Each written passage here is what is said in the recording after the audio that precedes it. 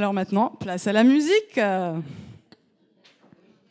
Donc Marie Di Iorio qui va nous interpréter À l'ombre de l'olivier. Bah oui, parce que quand on travaille sur soi, on travaille, on a bien besoin de se reposer un peu, et l'ombre de l'olivier, c'est parfait pour ça.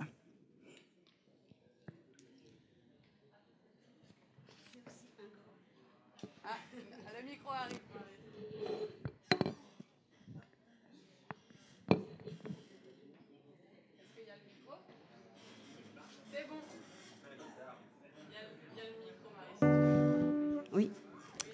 Oui, je voulais juste rajouter que c'était aussi un grand condensé de travail sur soi, la musique. Il ne fallait jamais oublier parce qu'elle est souvent négligée, dans l'éducation particulièrement.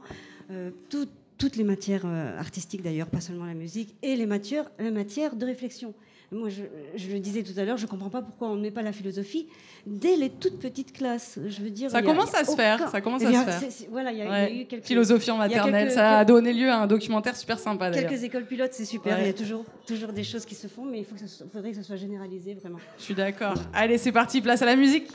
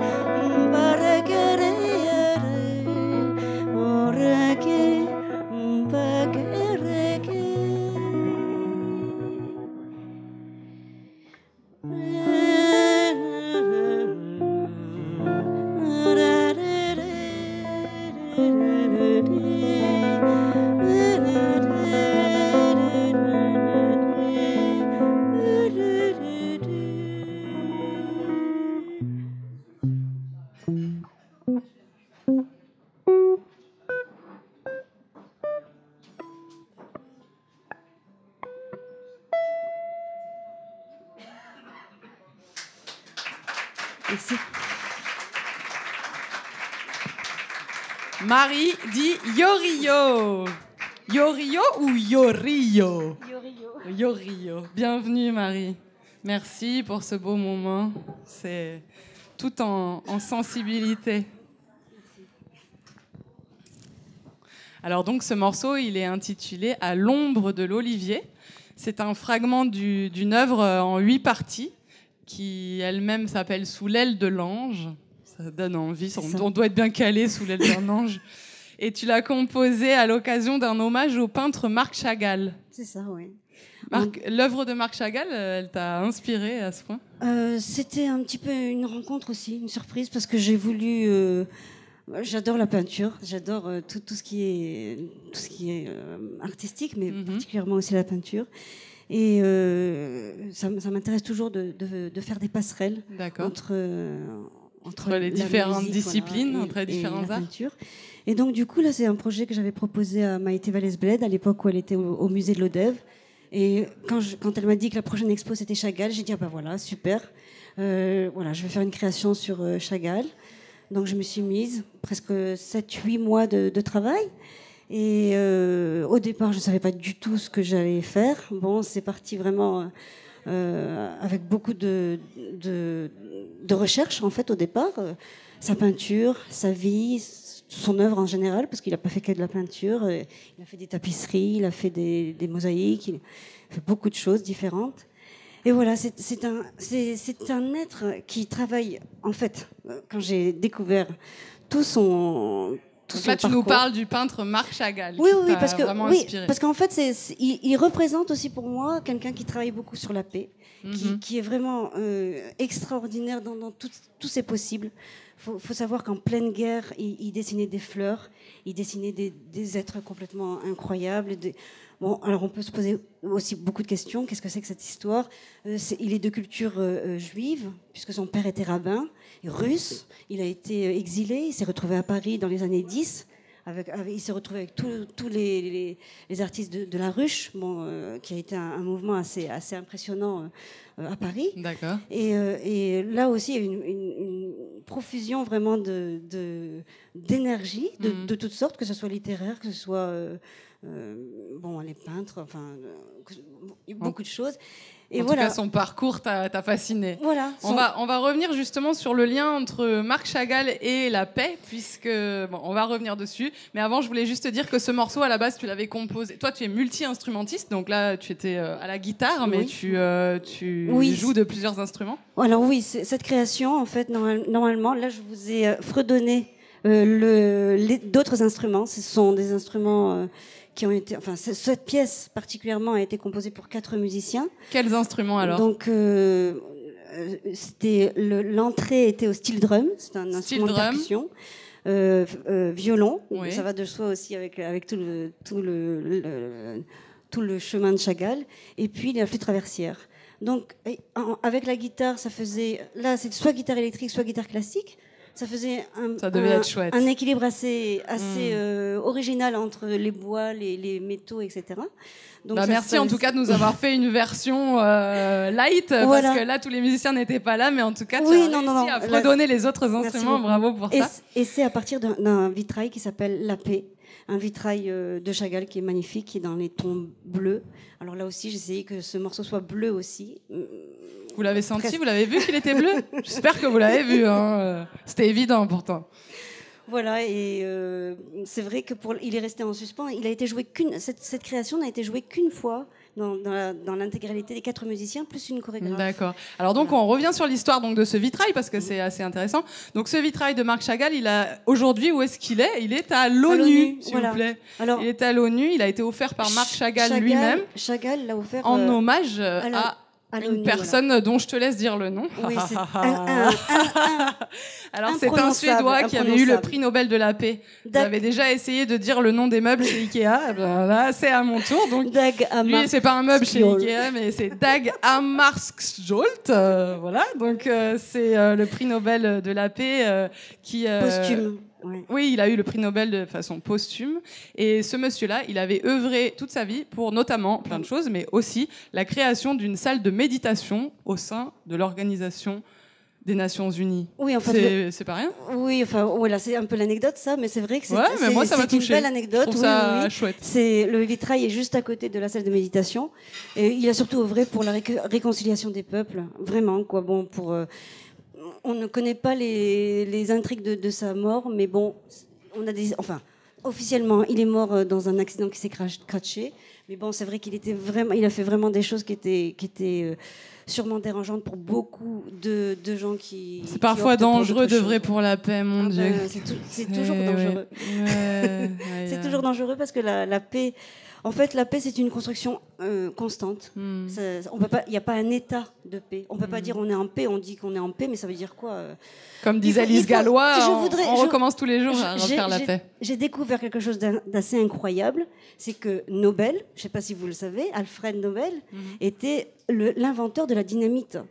Il a passé toute sa vie à travailler sur cette construire des explosifs.